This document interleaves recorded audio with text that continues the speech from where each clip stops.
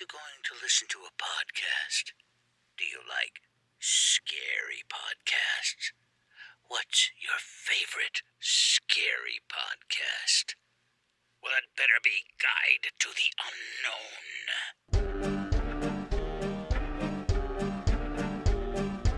Unknown. Hello, welcome to Guide to the Unknown. I'm Kristen. And I'm her little brother, William. And this week, Cagetober is riding on with Ghost Rider. And William, this was a breath of fresh. It's speeding off into the sunset. Yeah. I am so happy. I was so pleasantly surprised. This was like a gift. This was like a gift from our god, Nicolas Cage. Yes. I think he heard the struggles, the frustrations, right. the woe. He knew of our trials and tribulations, so he sent us a flaming skull on a steel horse he rides. Bestowed unto us. And took care of us. He really did. I loved this movie. He's the devil's bounty hunter. Yes. What could be better? He's the devil's bounty hunter. So let's start with a classic Guide to the Unknown intro. What do you think you know about Ghost Rider? What's your history with Ghost Rider? Well, I have a recent history with Ghost Rider. I watched it today. Yeah, I watched it. No, I watched it last night. I went into the office today, so that kind of shenanigan was off limits for me. So I had to plan ahead. But Ryan and I watched Ghost Rider in the last couple of years. I was trying to remember whether it was... What? I was trying to picture what house we were in, like whether we were in our house that we live in now or whether we were in our apartment. I truly can't remember, but I would say in the last 2 years we watched both Ghost Rider movies. Really? Yes. That's a shockaroo. Yeah. That's a shockaroo. I'm stunned. I don't know why we did. I think it was under my Steam. I don't know. Wow. So that's what it is. And do you remember how you had felt about it at the time? Yes. Were you coming into this viewing feeling positive or feeling, feeling hesitant? negative? Okay. I was like, okay, I'm aware that this stinks, but like it's at least kind of like fun stinks. So whatever, it'll be good for the show. And like we've talked about ad nauseum, having those lower a lot of circumstance. Yeah. I feel goes into the way that you receive movies. So my lower expectations from a previous viewing, plus plodding through these tough-ass Nicolas Cage movies all month, made this feel like it was, what's Citizen Kane, but not. Yeah, I know. Something that's I don't know, nowhere near as good as Citizen Kane. But I was like, what's a funny movie that's really good? What's that movie with Will Ferrell, Old School? Wow, as good as Old School, that's huh? My pinnacle, apparently. Wow, context is everything. In some conversations, that would be a death sentence. I mean, I haven't seen that in a million years, but apparently somewhere in my brain. Yeah, fair enough. It's important. The second one is abysmal. It is. I tried to watch the second one for this as well. Both time and my own interest prevented me from finishing Ghost Rider: Spirit of Vengeance. Yes. But this was like drowning and finally getting air. Mm-hmm. This was like being in the desert and somebody hands you a cool drink of, how about a tepid glass of water? Okay. Right? It's exactly what you need and nothing more. But it's not like the most euphoric pleasure, but it replenishes you. If I were in a good mood, I think I wouldn't like this movie. Yeah, right. I loved it. Yeah. I loved it. I couldn't have loved it more. I didn't love it. Kristen, but I was charmed. I was delighted. I was surprised and delighted. Good. I was. I love to hear it. And to commemorate watching Ghost Rider, Will and I decided to fix ourselves a little glass of candy. Yeah. Now, in Ghost Rider, he eats jelly beans, which he calls jellies. He goes, "You want some jellies?" Right, out of martini glass. Will didn't have martini glasses. I don't have martini glasses. And Will had candy corn. Neither of us had jellies on hand. And so we thought it would be seasonally appropriate. Listen to the jellies. A champagne flute full of candy corn. It's candy corn ASMR. Little candy corns. I thought I had way more candy corn.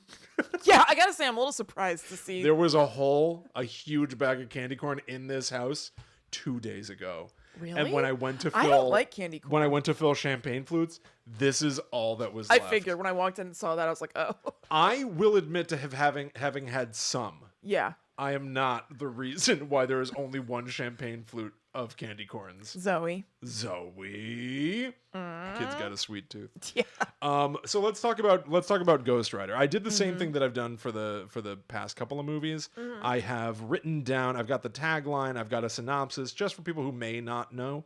Sure. So most simply, Ghost Rider is it's a Marvel movie. It's a Marvel character. This is not part of the MCU. This is not 2007 is when it came out, which is 1 year before Iron Man. Right. And Iron Man they feel like they're separated by like a decade. Oh, definitely. I said to Will, we texted a little bit about it, and I said that Ghost Rider both feels of a time, but also behind the times for that time. Even for that time. For 2007, this felt like a movie made around 2000. Yeah. I think. Yes, I think so too. There is a plucky, bubbly goofball quality to this movie. There are like weird jokes like Ghost Rider drives up the side of he's a man with a flaming skull for a head. Yes. And he rides he ends up just becoming a skeleton. He's basically a skeleton. Yeah, because he has bone hands. Covered in flames. But he's wearing clothes and he's covered in flames. So he drives his motorcycle vertically up a building. And in this scene, like Batman on the Dark Knight.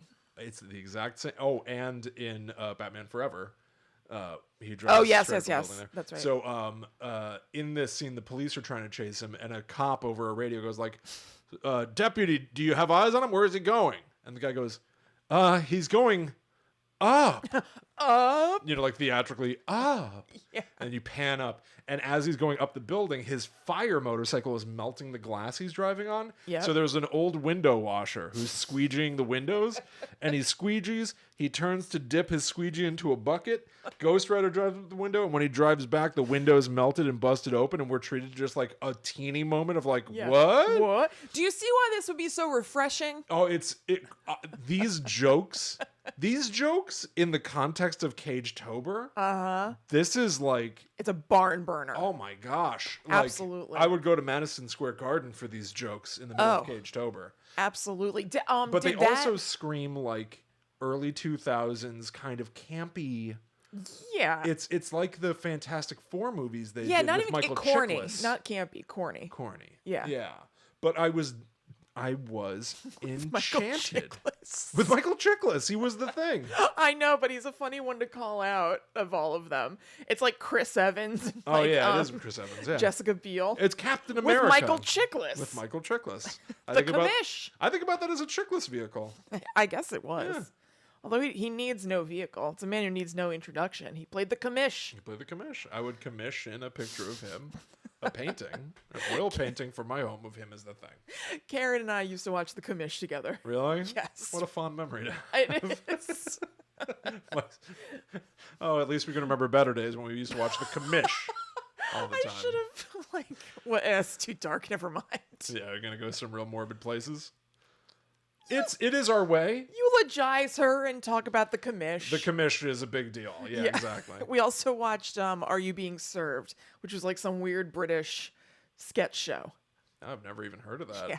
That's fun. Yeah. That actually is very fun and nice. Yeah, it's sweet. Okay, so anyway, back to some of the stats. So again, 2007, it is written and directed by Mark Steven Johnson, who also wrote Daredevil, which makes a lot of sense. The 2003 Ben Affleck Daredevil. Yeah.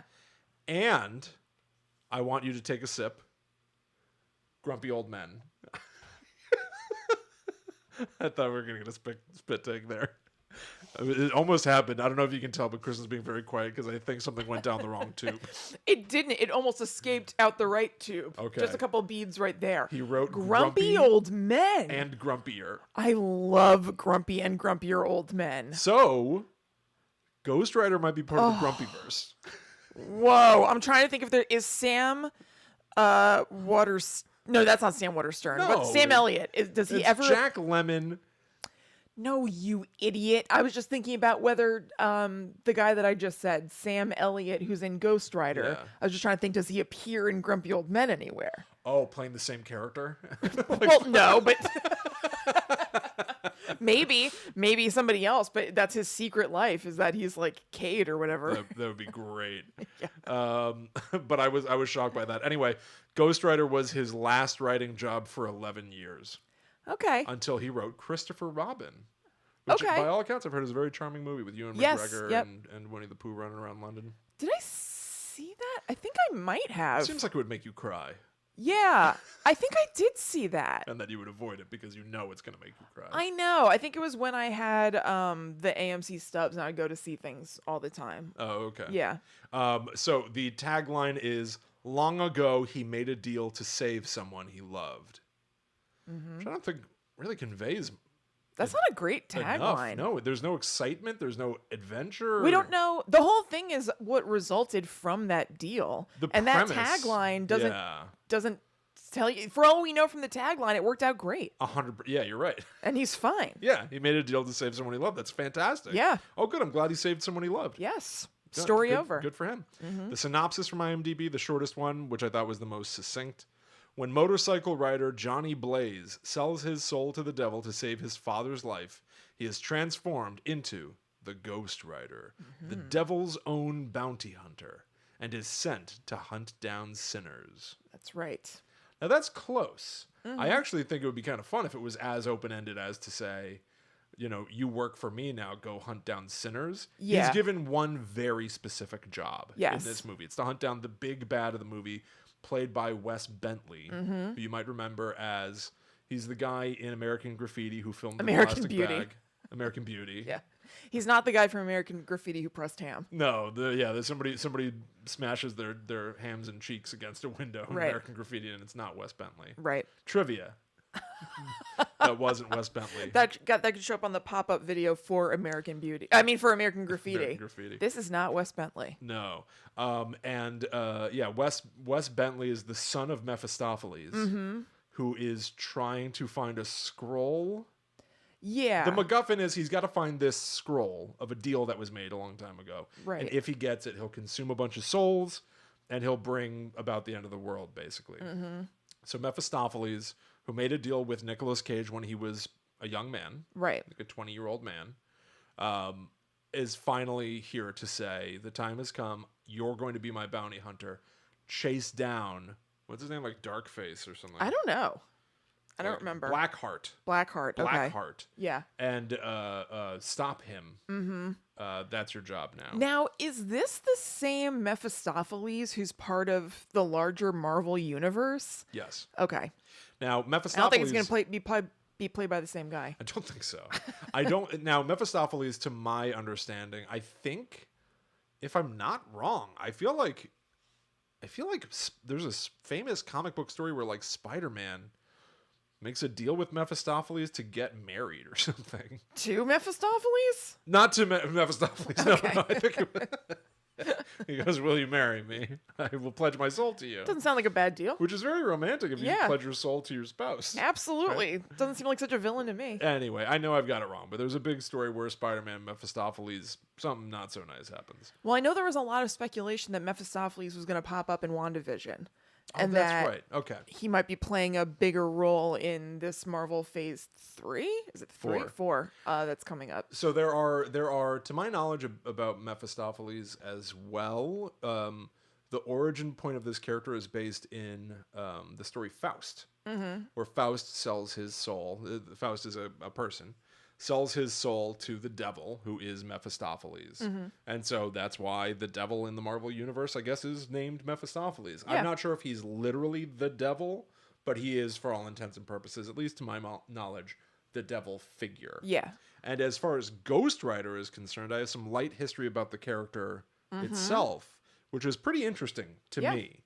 So the version that we're all familiar with of dude in a leather jacket, he's a skeleton covered in flames, started in 1972. The original character's name, just like in this movie, is Johnny Blaze. And he does make a deal with Mephistopheles, sells over his soul and has to do the devil's bidding, but turns against him and was like an anti-hero to start and just is a hero now, but with obviously a huge dark side because he looks like the Grim Reaper, right? On fire. In the comics, he's actually possessed by a demon. That fire spirit is a different entity that's possessing him, named Zarathos. But that 1972 incarnation of the motorcycle Ghost Rider is based on the 1967 Ghost Rider from Marvel Comics, who was a guy on a horse. Oh, okay. Just so, like in this movie. Sam Elliott. Sam Elliott in this movie is playing Carter Slade, Yeah. the original Marvel Ghost Rider, who rode on a galloping horse. He was known also as the Galloping Ghost, Haunted Horseman, He Who Rides at Night, Winds. I like all these names except for Winds. I know, me too. Night Rider. Now, they pulled that because evidently Knight Rider was once a term for the KKK. Oh, okay. Good pull. Good pull. Yeah. And today, that character, the Horseman character, is known as the Phantom Rider. All good names. But that 1967 character, who, by the way, wore phosphorescent white clothes, so he would, like, glow in the night. Nice. Giving way to sort of, like, you can extrapolate that, like, he glows at night. Oh, he's on fire. Uh-huh. So you can see sort of, like, the connective tissue of how you get to the modern guy.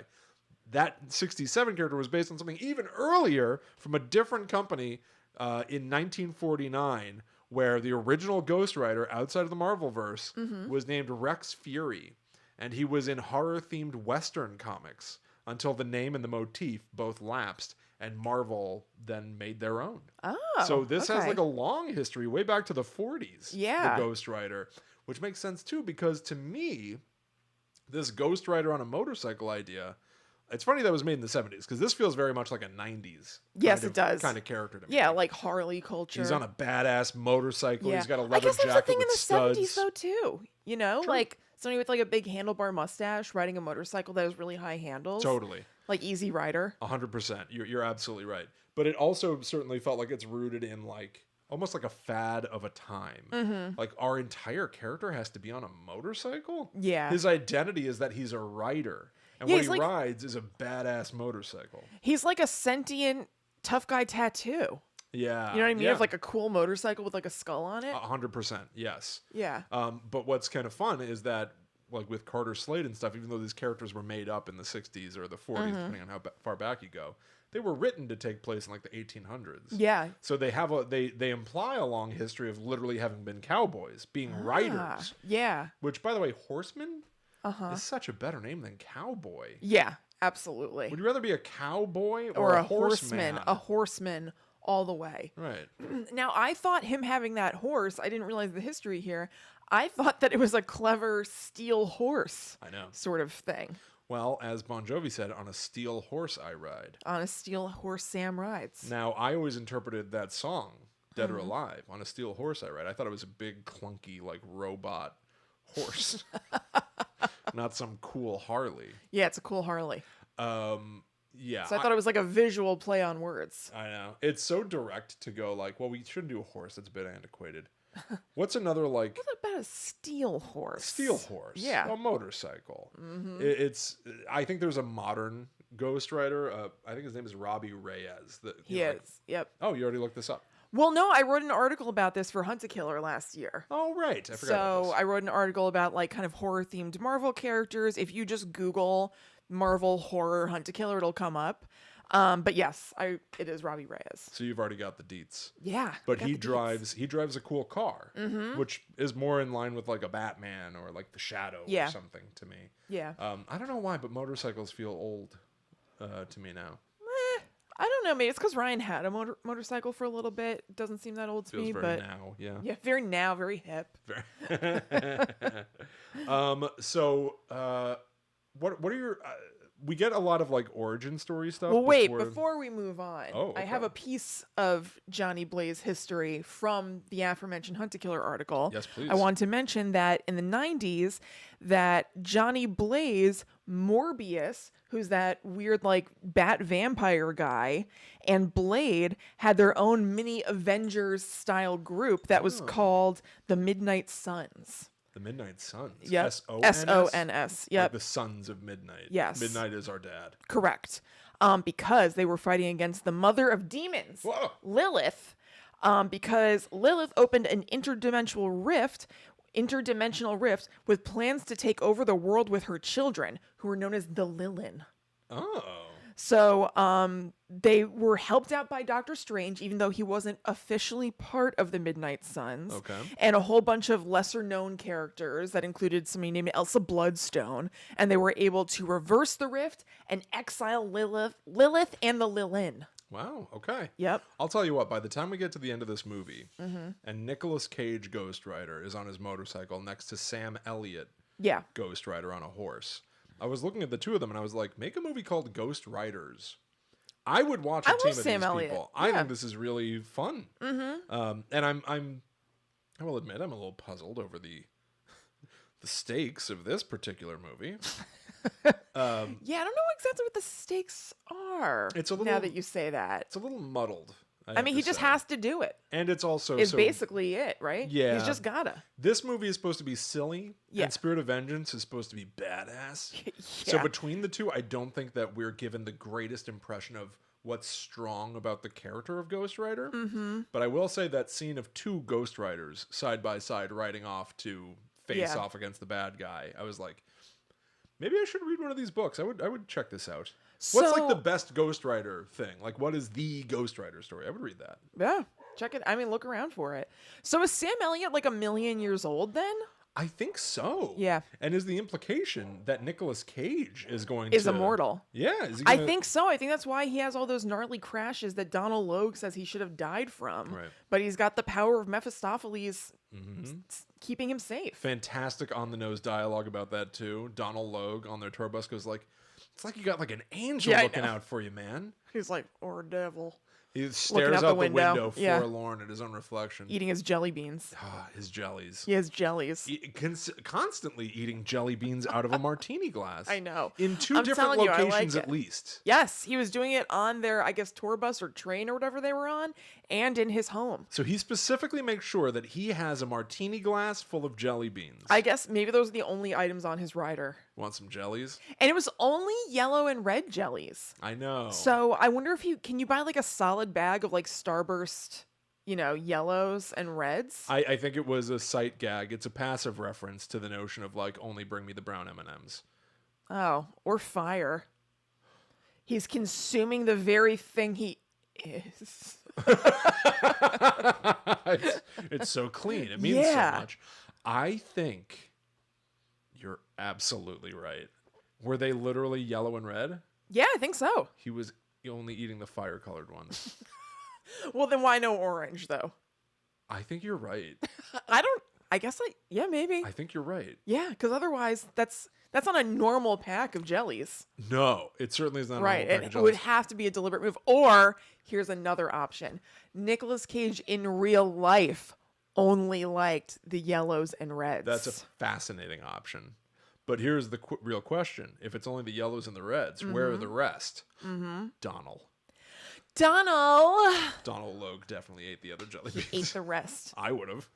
Yeah, me too. Except That for would have the- been my job on set. I don't like the perps. Really? I don't like the grape ones. I won't eat the perps though. Tell Yeah. Mr. Cage, I won't eat the perps. No. Good God. So the beginning of this movie is sort of the origin story stuff where he's a young man Yes. in a circus with his dad. Who is Sean Bean? Was that Sean Bean? I think so. No, it Now I'll wasn't. look. Okay, maybe I'm It was wrong. absolutely not. Let's see. Anyway, I've got Ghost Rider Daddy. Sean just Bean. type in Ghost Daddy and I'm sure Google will. Oh yeah. No. Ghost Daddy might not be a safe search, actually. Okay, that's not Sean Bean. No, it's not Sean Bean. No, it is Brett Cullen, who it says the first option is Sean Bean, Brett Cullen, great lookalikes. Well, but the implication is they're not each other. No, but they do look alike, which is why I thought that. Does it say in there whether they're or not they're the same person? No, it does not. Okay. So he's in a circus and he and his dad both ride motorcycles together. Yep. And he I guess showboats. He does like a wheelie and he hits a rock. Yeah. So he wobbles for like a second because he's smiling at Eva Mendes in the crowd. And his dad sees him hit the rock and start to wobble. And then there's a whole scene where he's like, "Son, you've got so much to learn." I'm like, what's he hit like one wobbly rock? Like, The hell? Yeah, this guy's hard on him. I really like. He didn't really do much. He has to take a whole drubbing. Wait, what? A drubbing? A drubbing from his old man. I've never heard that before. What does that mean? Like you take such a drubbing as like you get like a talking to, or you get put Oh. in your place. Oh, okay. Yeah. So anyway, it turns out his dad's been hiding the fact that he has cancer from Johnny Blaze, from Nicolas Cage. And when Nicolas Cage finds out about it, Mephistopheles, the devil, basically immediately appears. Yes. And says, I can take your dad's cancer away if you sign my contract. My devil's ledger. My devil's ledger. And so Nicolas Cage is mostly puzzled. Uh-huh. He's not played by Nicolas Cage yet, by the way. He's played by... Yeah, it's like little kid version. Yeah, he's played by, young man. And when he opens the contract, he cuts his finger on it somehow, and a drop happens to hit the line where the signature should go, and the devil goes, good enough. Well, I think the devil is playing a trick. He seemed to have a prickly thing on the top so that you cut your finger, and then if any blood gets on the thing, he's tricked you. He's obviously very tricky because he cures the dad but then kills him immediately. And so this is all perfectly in line with Mephistopheles' personality. Correct. You're right about that. But I guess we're meant to sort of extrapolate that. Was it the devil being opportunistic and being like, oh, his blood happened to hit the line, I'll take it? Or you're right, did he rig the clipboard? Rigged it.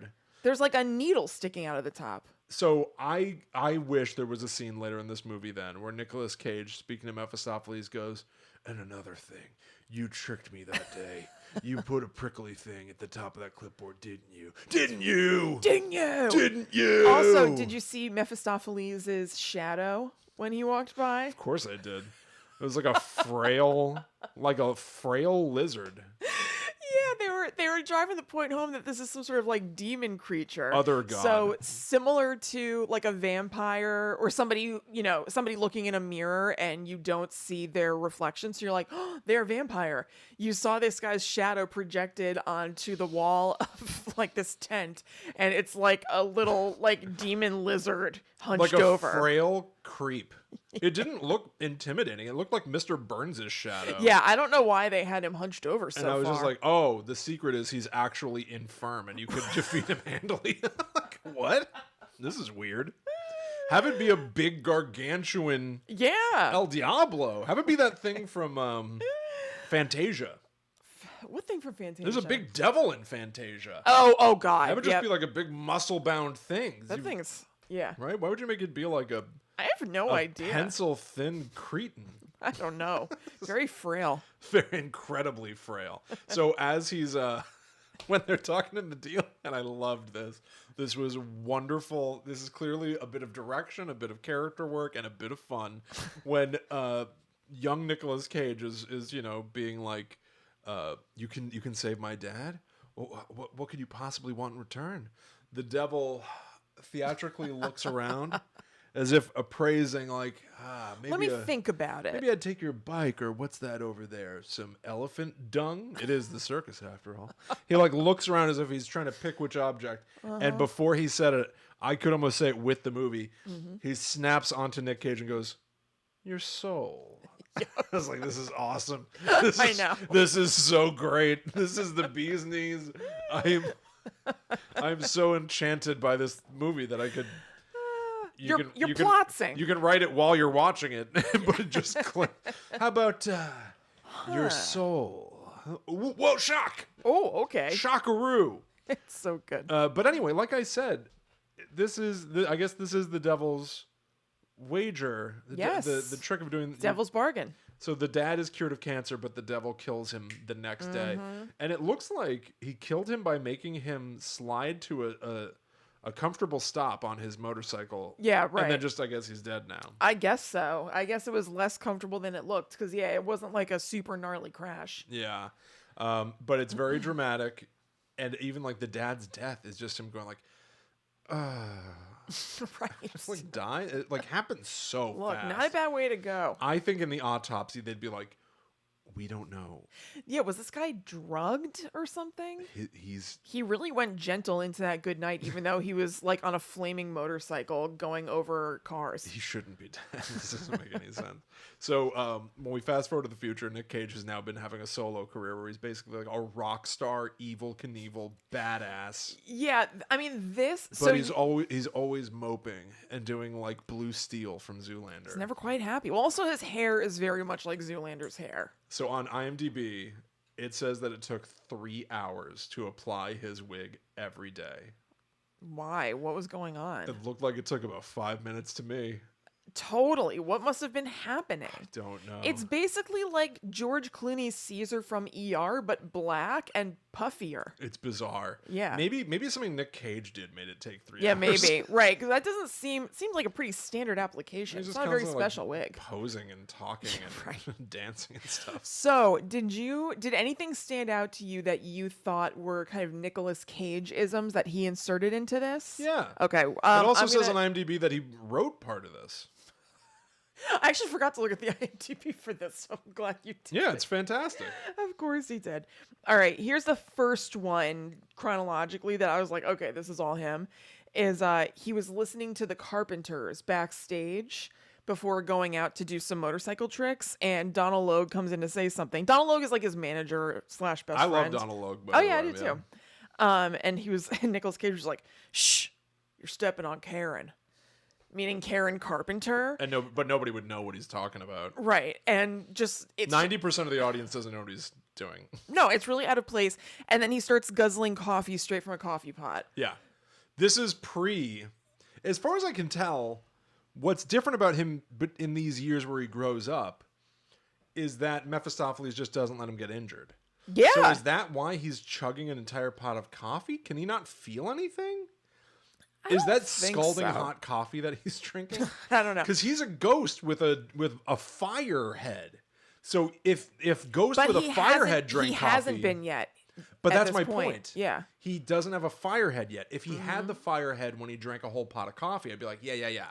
Because Right. he can drink any amount of hot liquid. He's flaming. He's fire itself. He's fire itself. But no, this is supposed to be pre-burned up Nicolas Cage picking up a pot of coffee from a coffee maker and pouring it into his mouth. I saw this as, and I'm not saying you're wrong, maybe you are, but I saw this as heightened like rock star activity. Okay. Like he's doing something kind of crazy before he gets out there because he's going to put on a show or Fair something. enough. But Right. I don't know. That could be. The other thing that I noticed when they're in the tour van, he's very upset when they're flipping channels around. He wanted to go back to the monkey documentary. Yes. He's all about this monkey documentary. Oh, I've been wanting to watch this documentary about monkeys. Well, I think it's because they're drawing this like picture of him where like, sure, he's the badass motorcycle guy Johnny Blaze, but when the guys are drinking brewskis and playing poker, he's reading a book. When they want to watch something cool, he's interested in a monkey documentary. He's an intellectual and he's different. I couldn't agree more with you, Kristen. The point is that he's very smart. Yeah. And he'd rather be on the monkey documentary than watching motocross or playing video games. Right. Also, is it a sophistication that he's eating his jelly beans out of a martini glass? Because it is while he's asking for the monkey documentary and reading a book. I think it's probably ironic sophistication. Silly sophistication. Yeah, it's a joke. He knows that it's silly that there are jelly beans in it. Because let's also I point think it's out an irony. this is all, like Motorhead culture. The movie opens in Texas. Donald Logue's got a southern accent. Right. It's all supposed to be like sort of like brewskis and hell yeah. So he's a book reading, monkey documentary loving, jelly bean sniftering hero. And That's then right. even at his home, he's watching old footage of a monkey doing kung fu. Oh my god. He is. It's on television. And I think even Donald Logue Oh god. Donald Logue turns it off. Uh-huh. And he even has a line where he's like, I if was you mess watching with that if you mess with my monkey. chimpanzees, if you mess with my carpenters or my chimpanzees, you're gonna have to leave. Carpenters. Yeah. I guess that's what he likes. Oh, He's- the band. Okay. Yeah. He's still listening to the Carpenters at home. So he's all about monkeys, but also his apartment is full of piles of books that he just leaves on the floor. I know. Around his motorcycles, accumulating books, Yeah. swallowing his motorcycles. 2 things that he loves. I want to see if Nicolas Cage loves monkeys in real life. I'm Googling Nicolas Cage monkeys. Like, did he buy a capuchin or something? Maybe. No, nothing. All right, fair enough. All right, fine. He also, I liked this piece of dialogue. Donald Logue walks into Nicolas Cage's apartment and goes, "This place could use a woman's touch," which really just I forgot about clean that. your own home. But also, he says this place could use a woman's touch, and Nicolas Cage's reply is, "So could you." Which is just a weird thing to say to your friend. Yeah, totally. I You forgot. could take a lover. Yeah. Right? I Like, forgot isn't that weird? talking about a woman's touch was a thing. When I heard that line, I was like, oh my God, that's Yeah. right. Oh, I've got the quote about the monkey TV. Oh, great. He says, "You touch the Carpenters or that chimp video again, we got a scrap on our hands." That's what he says to him. Got a scrap on our hands. All right, William, real quick, before we move on, because Sorry. we will move Try on. to stop me. I'm thrilled. I'm flying high. I know, I can tell. We just want to make sure everybody out there knows that we have a new Patreon structure. Yeah. So if you go to patreon.com/GTTUpod, you have the option to either get 1 bonus episode a month, 2 bonus episodes a month, or 4 bonus episodes a month delivered weekly. So go check that out. We're not going to go through all of the tier information here because it would get a little bit long, but it's all written out easily there for you. And also all of those tiers also get access to our Discord channel, which is like a really cool chat room that's hopping every day. And also our live video recordings of episodes are only on Patreon now, and each of them is followed by a little mini planning session for the next week's show. So if you go to patreon.com/GTTUpod, you can check all of that out. And thank you so much to our existing donors. It means the world. Yeah, thank you, everybody. So if you're on Patreon, you get to see what we're recording before everybody else in the world finds out on Friday. And yes, everybody in the world In the does world, listen. yeah. But you get the jump. And you get to see a little hint or really a full-on plan of what's coming up next. But yeah, for the demon level, which starts at $13 or more a month, you get an exclusive show every Monday. So right this second, demons have our review of Halloween Kills on the feed right this second. So go check it out if that's your kind of thing. Patreon.com/GTTUpod. And a huge thank you for everybody who is supporting us there. Yes. Okay, Okay. let's talk about the villain. Okay. Let's talk about Wes Bentley, who when I read IMDb first and it said Wes Bentley took the role, and I kept expecting to see Wes Borland. I knew you were going to say that. Really? Yeah. Well, if you're getting your Wes's mixed up, who's it going to be? It's Wes Bentley or Wes Borland. It's 2 true. B names. Also, they feel of that time. 100%. So So I was expecting Wes Borland of Limp Bizkit, but I got Wes Bentley, who I really like. I like Wes Bentley too. He was in the Hunger Games with the silly Yes, facial hair. yes. Fantastic. So we're introduced to him. His name is Darkheart. He goes to a bar, and they go like, there's a biker out front. Everything's bikers, Oh yeah. right? And I'm not like a motorhead kind of. I don't know anything about cars.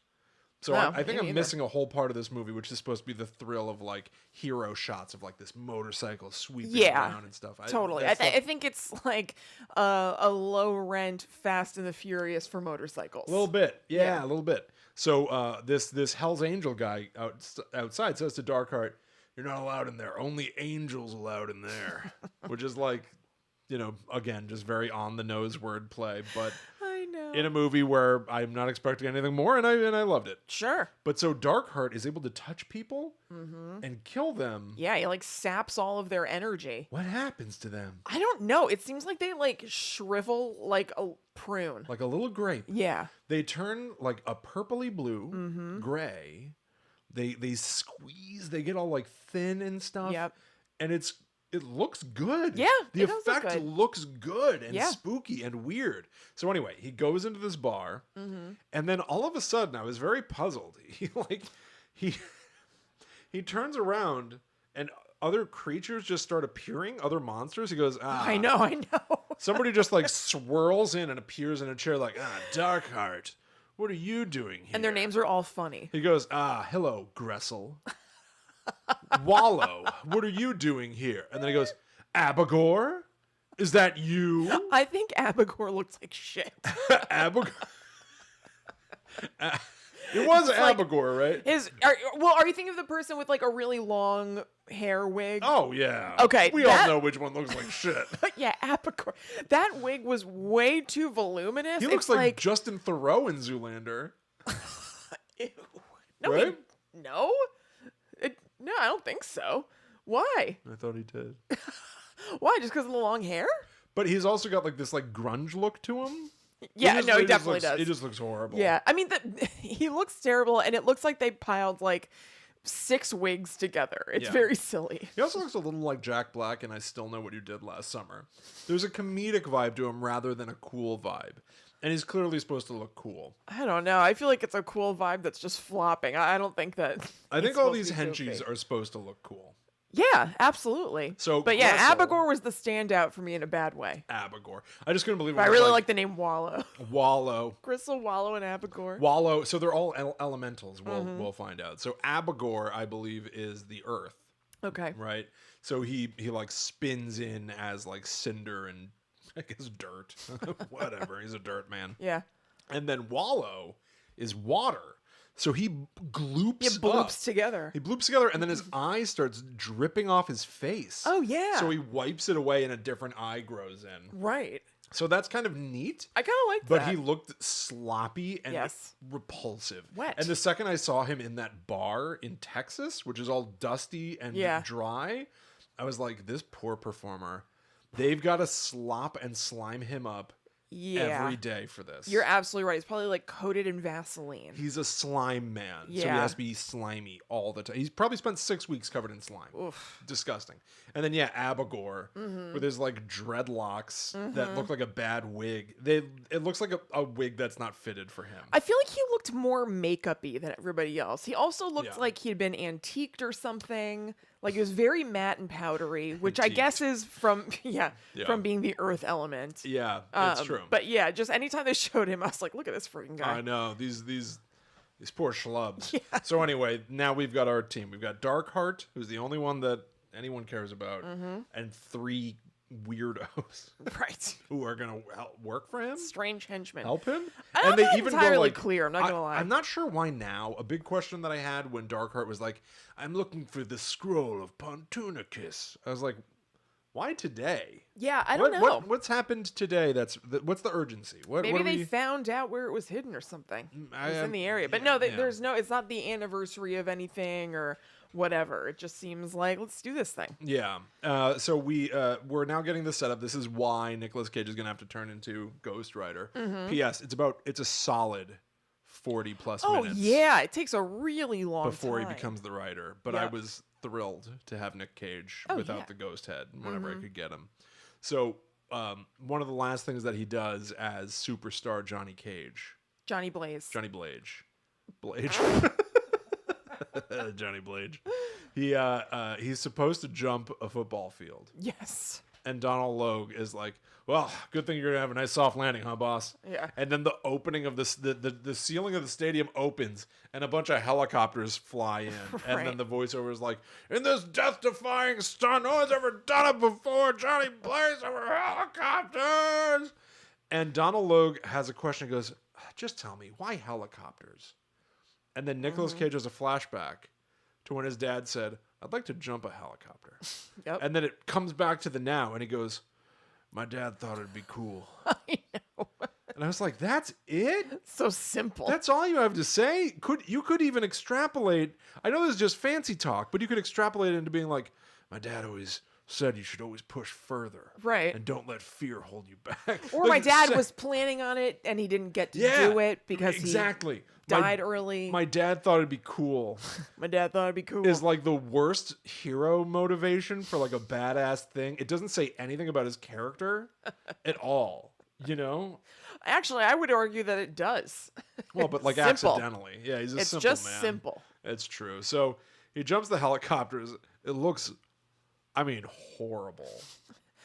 I gotta say, I don't remember particularly being like, this looks terrible. Sometimes the effects in this movie were so charmingly bad. Oh, yeah. Anytime I he's like actually on the loved it. motorcycle coming straight at the camera, Yes. I was like, this looks crazy. I loved that. I also loved seeing shots of him and Sam Elliott riding together, which we already talked about. Also, anytime like Mephistopheles was on the scene and there was just kind of like, they'd just do a shot of like boots and dust and a cane or whatever coming towards you. It was so like not something that happens in today's era of entertainment. 100%. And it was so nice to see. I was like, I like this. It's so weird. So simple. It you is. know? It was 14 years ago. The world is so completely changed. Right. There would be some sort of big entrance with effects and like swirling smoke and maybe fire from Mephistopheles now. But just like an old dude walking in with a cane and then panning up and it's like, whoa, what an impact. I know. That's all we need. It's fantastic. I I'm also like it. puzzled. Johnny Blaze has a cane. Does He's he? like, yeah, he meets Ava Mendes, who's back. She's his like, yeah. youthful love, and they haven't seen each other in decades, and now she's covering the helicopter jump. There's basically no point to Eva Mendes in this movie. No, not at all. I did not care for it. No, I agree. It's weird. But I anyway, also go think ahead. they do something that is unnecessarily rude. What? I'm puzzled by it. I know it's a joke. Mm-hmm. And so, all right, so they meet up again. And they decide we'll go out for a drink. Basically, Nicolas Cage finishes jumping the helicopters, and I liked this. Yes, I He did too. continues driving his motorcycle just through the keeps stadium going. to leave. He just disappears. Before he does the jump, he's like, "Do you think she's on the highway by now?" And Donald Logue's like, "What? Who?" So he basically does the death-defying over the helicopter stunt right away Yeah. before anybody's ready. Right. A bunch of people might have been in the bathroom still. Yes. They might not even be in their seats. So he does the jump, and he just keeps driving out of the stadium. And I liked that. Yeah, me too. But he stands her up when she finally agrees to go to dinner with him. And so she sits there getting wasted. Yes. Drinks so much wine and is so like sloppy drunk. She says to the server, I she goes, know. Don't you think I'm pretty? I know. And I was like, come on. He leans forward. He leans in at her a little bit as if appraising her and goes, eh. I know. And I was like, why is this in the movie? I get it's quote unquote funny. And it's not meant to be an insult that Eva Mendes is not beautiful. No, but it's just so weird. It's weird and wholly unnecessary. Like this woman who has a career, seems like she's doing well in her life, hasn't seen Johnny Blaze in like 20 years, is now fully falling apart. I know. Because he stood her up for this drink. Like she's just devastated, and then getting like sloppy and being like, "Don't you think I'm pretty?" I was like, "Oh, come on, please." And did they explain why she had an 8-ball in some way that I forgot? No, this was a baffling. Okay, I was like, so I know that sometimes when I watched a movie that I don't want to watch, I'm like in and out or whatever. But no, I was just watching this, and I was like, did I somehow miss like a reference to her having an 8-ball? And it never comes up again. While she's sitting there drinking, waiting for him, she pulls out a magic 8-ball and is like, "Will he show?" And then it's, like answer not clear or whatever. No, my note I don't here. remember. Ava Mendes brings a magic 8-ball to dinner, but we don't even see what it says. Oh, really? She shakes it. We don't know what she asks it, but we know what she's asking it. And then she looks at the answer and puts it down, but we don't know. Weird. Who travels with a magic 8-ball in there? Is there a magic 8-ball app? Yeah, I'm sure. Maybe this is antiquated too. Maybe this is like a 2009 type app when everything was like there's an app for that. Yeah, right. You know? No, I bet there is though. It was a magic 8-ball app. Yeah, I definitely think so. So but that was baffling. That also I felt like might have been written by Nicolas Cage. Yeah, maybe. Yeah, she's absolutely falling apart. And then You could have a magic 8-ball and you could shake it and you could look at it and keep it to yourself. keep it to yourself. And then like it doesn't even end with them being together. She's like, "Well, I love you, but I know you have to do what you have to do." She's so understanding. So I was like, "This and is her not." her career where she's been completely independent. There are multiple Magic 8-Ball apps. Good. Yes. Good. All right. Okay. Thank you. You're right. He comes back into her life and she is immediately falling apart Yeah. without him. All of a sudden. Give me a break. Yeah. And then he's gonna go off into the sunset and like be the Ghost Rider. And she's like, "Well, I always knew that you had it in you. Go on, you old lug," Yeah, or to whatever. be a demon Like, what? prowling the night. She didn't say had it in you, but she's like, you've always been a rolling stone. I know. Go ahead. Yeah, I hope she's going to be okay. I'm not convinced she will be. Me neither. She doesn't seem super stable. P.S. Eva Mendes said, "No, I will not come back for the sequel." Yeah, of course she did. Given the option, said no. Yeah. So Johnny Blaze, I want to say, we're giving plenty of beefcake shots of this dude. He's got his shirt off. What was going on? Is that how Nicolas Cage really looked? It's a body like I've never seen before. It's insane. If and you I think actually, you've seen the male form, right? Not yet. Not if you haven't seen Ghost Rider. I'm inclined to think that that is his body, obviously with some enhancements because that's what people do. Because his face is also extremely chiseled. yeah. Like his jawline is so sharp you could cut cheese with it. What kind? A monster. If you had Nicolas Cage's face here, Yeah. What kind of cheese what would I kind of cheese cut up? would you cut? Maybe some brie. Limburger. We can share it. Okay. Yeah. No, I need some brie. Yeah. Well, so great. Okay. Someone's at the door. Why would they? What time is it? I know. Isn't this a little late for Yeah. a visit? Look at the ring. Who is it? I have no idea. Oh, it's like somebody to get you to sign something for the environment or whatever. They're gonna have to wait. Yeah, I'm sorry. I'm not coming to the door. Yeah. Sorry about that, everybody. Yeah. All right, this is an edit point. About an hour in. Mm-hmm. So yeah, his body in here. I read online also that the director continually had to refute his body is not CGI because it looks. Well, I mean, he so has like surprising. cartoon abs. But they're not even necessarily cartoon. I do believe that's his body because I feel like the CGI today would have looked dated if it was a CGI body. Right. Right. But it doesn't look well, dated. no, I don't even mean CGI, but makeup and stuff like that. Oh, that's very interesting. Yeah, Yeah. I'm not as practiced about knowing like contouring or I don't know a whatever. ton about it, but like, you know, you can define the space between those ab muscles to make it look even deeper. He's very shiny whenever he takes off his shirt, which always makes you look like more muscly. He looks like when Kramer on Seinfeld used butter to tan. Yes. He is slick. It is he's slick, and he is the texture of like a turkey. Yes. Like a beautiful Thanksgiving turkey. Yes, definitely. But his tummy looks like fresh baked rolls. Yeah. Yeah. Like I've got rolls. He's got like delicious, like egg glazed dinner rolls. Look, all rolls are delicious. There's not a roll you could show me that I'm going to say that's not delicious. So let's not disparage any rolls. Don't talk about my delicious rolls, sis. But I hear you. Yeah. I'm just saying, I've just never seen a body like that. I've never seen anyone really look like are that. like a thirsty man in the desert. You've absolutely seen a body like that.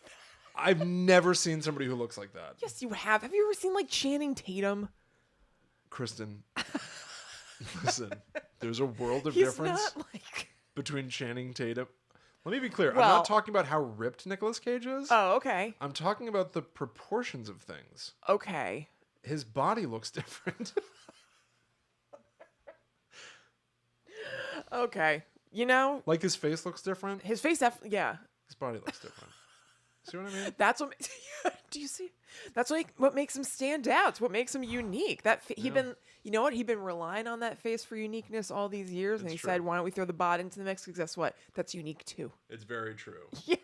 Oh, good God. So, I want to talk about why he burst into flames real quick. Okay. We're told at the beginning by Sam Elliott's voiceover that the devil always has a bounty hunter. Right. But one time, Slade or whatever refused to do the devil's work. And as a result, his head burst into flame when he went off solo. Yeah. But then when Mephistopheles Yeah. activates Nicolas Cage, the activating of him to be the bounty hunter makes him become a flame man. That's weird. Maybe he liked the way it looked, and he was like, "Maybe I'll just make this I'll keep status that. quo." Next question. That used to be the punishment, and now it's just what we do. Now it's what we do. Yeah. If he becomes a skeleton, why is his suit still filling out? I don't know. That I don't have an answer to. Maybe the flame is creating a hot heat and a gas that's puffing out, like Tom Cruise's butt in that movie Valkyrie. Yeah. Yeah, you're right. Maybe. Yep. So, like, if you poked his jacket, it would just mush. Yeah, anything? I think so. Like a big inflatable guy. Yes. Yeah, like if you dress up like the Stay Puft Marshmallow Man and there's like a suit that has a fan in it, that's how he is all the time. Perfect. All right. That's my understanding too. Now, he becomes the Flame Man when he's around evil. Mm-hmm. So this is sort of like the Hulk, like a Hulk type situation. And he only speaks in simplistic sort of dialogue. He goes, "Back to hell. You're going down. Hey, dirtbag. Sorry. All out of mercy." All out of mercy. Like, and at one point he like kicks a bunch of dudes' asses, and then he's like, innocent Yeah, to the one one guy. good boy. Yeah. Yeah, To that's the right. one good boy. There was one good boy in Yeah. there. I liked it when he melted the bars of the prison to get out of it. So did I. I thought that was cool. So did I. You can sense the Nicolas Cage physicality in there a little bit. I will say from the brief bit of the sequel that I watched, there's so much more Nicolas Cage physicality. Yeah. Even in like the first 10 minutes, he's wiggling from side to side and like gesturing. I don't think we even finished it. It is And posing. immediately weird and bad. It's really bad. They also am I remembering right that they do kind of like Batman 60s like kapow things in it? Like, aren't there I didn't sort get of that far. animations? I don't know. Maybe I'm I saw wrong. Idris Elba in it and I was thrilled, and then it got weird. Oh yeah. And then I blacked out. I don't know. Right, who knows? So I want to see if you noticed this and thought anything. He spent a lot of time messing around in a mirror in his house. Oh yeah. Like, he's noticing his hands getting red. He's all freaked out. He starts like, how would you say it? I don't know, making his normal human face like look like the Ghost Rider face. To what So end, he- I ask? Having fun? He like pulls his nose up. Yeah, he pulls his nose up and he starts Good doing job. his I teeth like that sound. Yeah. Thank you. It's a very ASMR episode. I did that with Yeah, you're right. the candy corns and the champagne glass. But yeah, so this was a round mirror in his house. Was the mirror in Face Off that he was mugging in a bunch also a round mirror? It could have just been straight up seeing him do weird things in a mirror, but I was thinking, I feel this might be like the exact same setup. That's interesting. I bet I can look that up. That's real quick. interesting. I'll do Nicolas Cage mirror Face Off. So on Patreon, we watched some clips of Nicolas Cage, Mm-hmm. I think last week. And there are two different movies where he has a scene of trying to pick up a prescription, Yeah. which just seemed surprising to me. Very that He's surprising. in two movies where he has to pick up a prescription. Are there multiple movies where an entire scene is dedicated to him just Well, yeah. looking at himself in the mirror? In Vampire's Kiss, he does it. Yeah. I guess what's better than having Nicolas Cage in your movie? Having two of them. Right, absolutely. All right, I'm not finding a picture of the mirror in Face Off, so I'm not sure. My brain is telling me that it's probably just like a bathroom mirror, like a rectangular mirror. But Yeah. I don't know. I don't know. Who can say for sure? But it certainly was strange. Yeah, it was quite something. At one moment, so here was something that I thought was kind of neat. When he becomes the Ghost Rider and he's blasting around town, it leaves destruction in its wake. Yes. So like cars are flying out of his way and smashing through buildings. And come the morning, And a trail of fire. a trail of fire. And in the morning, even the asphalt where he drove is all like ripped up and charred up and burned. Yeah. But his license plate fell off. Right. So the police know it's Johnny Blaze, which made me think of The Mask Okay. with Stanley Ipkiss, Yeah. Jim Carrey. Oh, yes, I see. Right? Like a little bit of a Right. double persona. Because part of his tie was left Yeah. at the scene of something, and then it transformed into Stanley Ipkiss's shirt, Yeah. which So- a cop recognized. But yeah, it's like this cop investigation of the double persona guy. Right. And that kind of was vaguely interesting to me. So let me ask you this. Are we going to see Cuban Pete next? Is that next? Yeah, is there going to be a Cuban Pete solo movie? Yeah. And then, Cuban Pete, King of the Rumba Beat. speaking of which, Cuban Pete, King of the King Rumba of the Beat. Rumba Beat. Yeah, Ghost Rider Spirit of Vengeance, Cuban Pete, King of the Rumba Beat. Right. People are flipping out over the Willy Wonka pictures. Yeah. Who's playing them? Timothy Chalamet. Timothy Chalamet's Willy Wonka promo. And just spoilers, I've already heard for the post credits they do set up a team up with Russell Stover.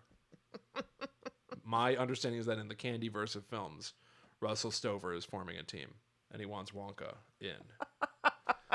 I've used that. He's the He's what's the that Nick guy's? Fury. Thank you. Russell Stover. Yeah. I don't know who's playing. It would not be Russell Stover. It would be like Dan Hershey.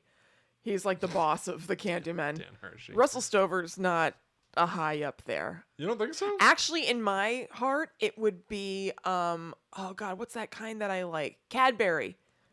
Oh my gosh. It would be Joe Cadbury. But Cadbury like contacts you like from a remote location. You know, like Austin Powers gets in his car and Basil Expedition's on a little screen in his car. Yeah. They get like an incoming call. Cadbury's on the line. Get on the line. Cadbury needs to tell us This is huge. our It's new like mission. the president calling you. Yeah. Yeah. The president of chocolate is Cadbury. Somebody kidnapped Cadbury. No. No, I've used that Russell Stover joke probably about 20 times over the years. But I still love it. The idea of a Russell Stover solo movie. It's excellent. And I think we mentioned it, at least on Patreon at one point, that Will said that to me when I was like half listening to him. He was like, oh, so there's a Willy Wonka, and like years ago, like there's a Willy Wonka movie coming out. And I was like, oh, yeah, cool. It's probably for like, the last Willy Wonka movie, which was like a decade ago. I know. And he was like, yeah, there's going to be a Russell Stover movie coming next. And I was like, oh, okay, that's weird. And then he was like, what? And then I like snapped back into it. And I was like, oh, yeah, no, I was like. You already screwed up and I pounced. Yeah, totally. The fact that you clearly weren't paying attention, but you were trying to placate me by just being like, oh, that's nice. Yeah, Gave me room to go, you idiot. And I took it. Russell Stover solo movie. I can't wait to find out who's playing him. Yeah, right. So anyway, he breaks out of the police station and he gets his motorcycle out of the garage and he uses his chain whip. Yeah. Which I also like. I like that too. To smash the Fun to garage watch. sign, leaving the letters RAGE. Yeah, right. It's like Catwoman's hell here. Yeah. In Batman Returns, she has a neon sign that says "Hello there," and when she becomes Catwoman, she punches out the O and the T, so it says "Hell here." Absolutely loved it. Yeah, me too. Just little things that I liked Should about get a Kill "Hell Strider. here" thing for at home. I bet somebody makes that. Oh, I'm sure they do. Yeah. I've seen that. Like I've seen people make artwork of that. Yeah, I Hell have Here too. thing. I like that he fights somebody at one point. He punches him in the face, and the person's face where he punched it like roasts away. Yeah. It like turned to cinders and like blasted off his skull. It's Totally. gone. And I like the way that he dispatches of all the goop men. I do too. So he roasts the earth guy alive. For the wind guy, he forms like a lazy know. tornado. With his like chain lasso. He's not moving his chain nearly fast No, enough. I didn't even completely register what was happening at first. When the kind of like dust was forming into a tornado, I was like, how is that happening? And I was like, that gentle chain motion? It's so But I guess slow. the power of Mephistopheles is behind him or whatever. That wind guy must just be so weak. Yeah, well, I guess if you're wind, not a lot of structure there. I think all the demons are pretty frail. They're lame. They are. So like the wind guy's like, yeah, you can't hurt me. What's his name? Like Is it Wallow or Griggle? Griggle or something like that. Gristle? Gristle. Yeah. Abigor. No, Abigor's Earth. Abigor's Earth. So Gressel is okay. So Gressel, the wind mage, Yeah. is like floating, and he's like, hey, you can't hurt me. And then he just stays right there. He just keeps floating right there, while Nicolas Cage starts spinning his chain around faster and faster. And he's like, what are you doing? It's so silly. Oh no! And he just like disperses. He gets sucked in, and his spirit, his like wind form, gets roasted. Yeah, I guess you're right. I was thinking that he like, I don't know, got sucked into the tornado and then the tornado blew away. Bit puzzled. Yeah. And then with Wallow, that poor sloppy boy. Right. Nicolas Cage gets submerged in water, which you would think would be the enemy of the Ghost Rider. Absolutely. You wouldn't want to douse the ghost. No, but it's the eternal flame, I guess. I guess. And he boils Wallow? Yeah. Is that what he does? He Yeah. flames the water up until to a boil and kills Wallow? Yes, I believe so. I liked it. I do too. I think it's kind of fun that they were each like corresponding to their elements. I liked it all. It's fun. It's an easy movie, you know? This is my favorite movie. Yeah. We've had some challenging movies lately, and so it was nice to have an easy one. Oh, this was a thrill. Yeah. Plot hole. Okay. So, we're told by Sam Elliott, who, like, Nicolas Cage goes to this graveyard. Beautiful set. Oh, I know. love this I graveyard. did too. And speaks with Sam Elliott a bunch. It's like a New Orleans looking graveyard. Yeah. Like above ground, like mausoleum. Maybe he had some input into that since he obviously loves New Orleans and their graveyards, and he has his tomb there. That's a good point. The beautiful white pyramid of Some Nicolas set Cage. design. So they like talk and hang out, and they talk about this like scroll that Mephistopheles. No, not Mephistopheles. Oh, Dark also, Heart once. Whatever. you know how the Ghost Rider gets the bad guys? He uses it's not the penance stare, it's the penance stare. Is that right? Yeah. Oh, man. I also wanted to write down what the name of the contract was that he signed with the devil. Because it was called, like, the Pedunculus Manifesto. It, Yeah. like, had, like, a silly name. Now I'm not sure about the pronunciation. I wrote penance stare. I don't think it was just penance stare though. I think it was pronounced funny. I think it's just hard to say. Yeah, But penance stare. they really treat it like when, like, you would buy, like, a Batman action figure or something. And it would always be some... you can never just get Batman. It's always, Yeah. like, swamp action Batman. Right. And so they're like, fire your bog rockets. Like, you have a move. Yeah. He's got the bog rocket Just have move. action. So it's like, don't use your penance stare. Yeah. It's just, what does that mean? Looking at you? I know. I'm not sure. Does he have to use it, or is that just you look at someone and they fry? I don't know. I don't know. Unclear. I wrote he uses the penance stare to get him.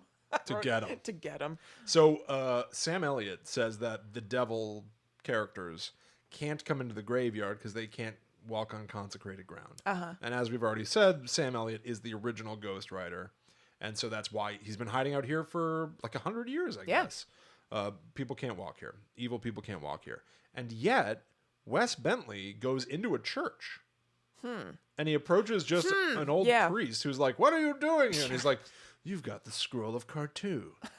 And the guy's like, the old priest is like, I have no idea what you're talking about. He goes, of course you do. You're meant to keep it from, and the priest finishes the sentence, from people like you. Yeah, right. I was like, you just gave it up. Yeah, totally. Now he knows that you know what the scroll of Cartu is. It's done. You tipped your hand. You're going to die. This is useless. Yeah, totally. You pose no challenge. I love this. I know. Wes Bentley consumes souls. He turns into a kind of a cartoon with red eyes. Yeah. And Nicolas Cage. Oh, he's like, Wes Bentley goes like, your pen and stare won't work on me. I don't have a soul. But once he consumed all the souls, yeah. now Nick Cage Those can are in do there. the devil stare, and it works. And Right. it was great. Yeah, totally.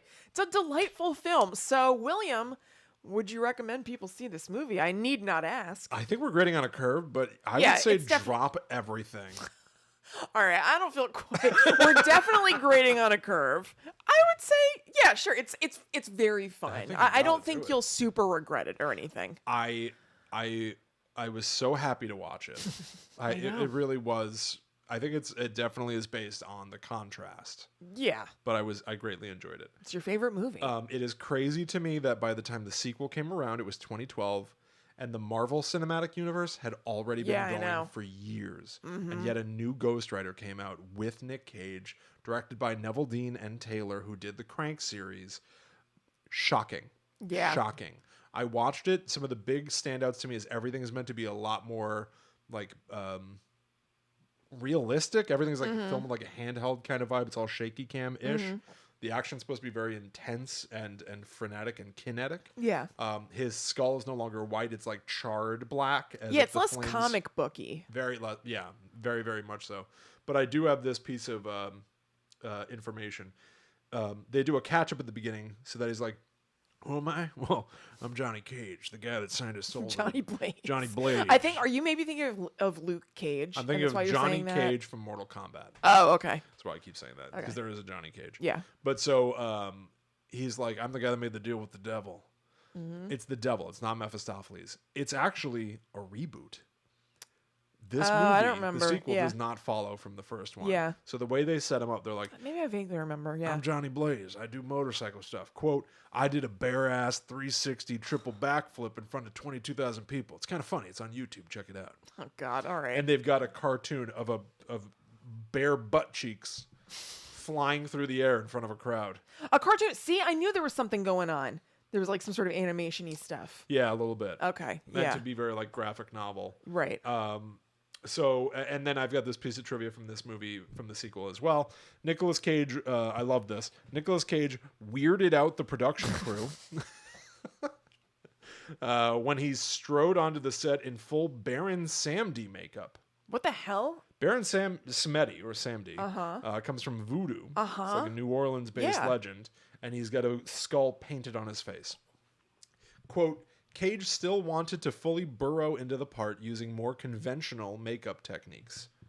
So he just showed up with a What? skull painted onto his face. So then they had to like wipe that off, and then Somebody had to clean him. yeah, they had to clean him, Clean and then me off! That's what he said. and then like do his real makeup. Yep. Not only that, on this movie, they had to cover up a tattoo that he already had of Ghost Rider. Oh, that's cool. He lobbied to play this part. He That's loved nice. Ghost Rider. So he probably worked out like crazy, and that's Yeah. how he got that nuts body. I think his enthusiasm for this really Yeah. shines through. I think Yeah, he's he- having a lot of fun. He's definitely Nick Caging around. He definitely worked a lot of oddity stuff. The jelly beans in a martini glass and asking Donald Logue, "Do you want some jellies?" Yep. The second he said it, I knew I was Inspired, like, though. I could like sit back and relax. I knew I was in good hands. I'm safe here. I felt safe. Yeah. Which is more than I can say for Vampire's Kiss Oh yeah. or whatever it was we watched last week. Wicker Man and Willy's Wonderland. I already forgot. Willy's Wonderland. right. I loved it. Fantastic. I loved it. It's fantastic. This Said was that like Willy's Larry David. Wonderland. Yeah, that's right. This movie is your Wonderland. Yeah. Well, thank you everybody out there for listening. We hope you enjoyed it. Like we said before, go to patreon.com/GTTUpod if you want options for a ton of bonus episodes, even weekly. Also go to gttupod.com for all kinds of other stuff. There are links to our merch page, our Facebook group, info about advertising, and all of our episodes. Yeah, get into it, everybody, and thank you all so much. Mm-hmm. So we will be back next week to end Yes. Cagetober. The final blow. If you like this theme that we've had for the month of October 2021, I'm so sorry it's leaving. If you are one of those people who really does not, I have great news for you. We're almost through. We're almost there. We're going to get through it together. Yep. All right, everybody. We'll see you next week. But until that time comes, we must travel. Back to the netherworld. Go we. I also didn't say we did could it. find us or anything. What? At the Myth Traveler. Oh, and I'm at Chillin' Kristen. Okay. Duh. All right. Hi, everyone. Bingo, everybody.